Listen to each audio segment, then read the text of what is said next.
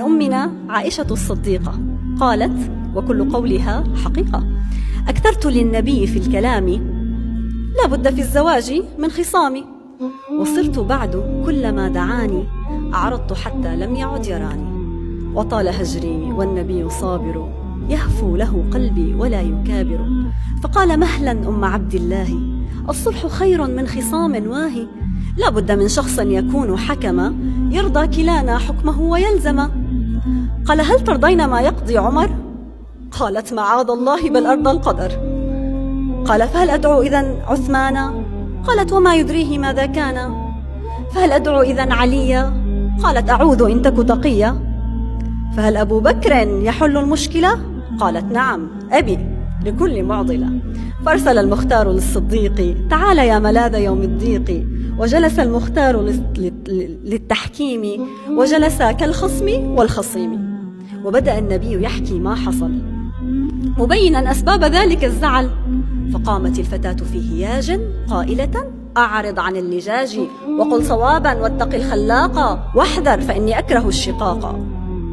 فدهش الصديق مما سمع واصفر لون الوجه منه فزعا، ولطم الفتاة باليمين وقال يا قليلة اليقين لمثله يقال قل صوابا، أيكذب المختار إن أجاب؟ وهم أن يبطش بالصبية فاتخذت ظهر النبي حمية، فأمسك المختار كف صاحبه. الصلاة والسلام عليك يا سيدي يا رسول الله. فأمسك المختار كف صاحبه مستشفعا يرجوه لين جانبه. أقسمت بالله عليك جاهدا دعها فإن كنت فيها شاهدا، واترك لنا أمر الخصام بيننا نقضيه صلحا تحت سقف بيتنا. فلم يزل به إلى أن خرج من حيث كان قبل ذلك ولجا، فعاد يدعوها إلى الوفاق فانتبذت منه على شقاق. فابتسم النبي ثم قال سبحان من يغير الأحوال، قد كان ظهري حصنك الحصين والآن أدعوك فلا ترضين.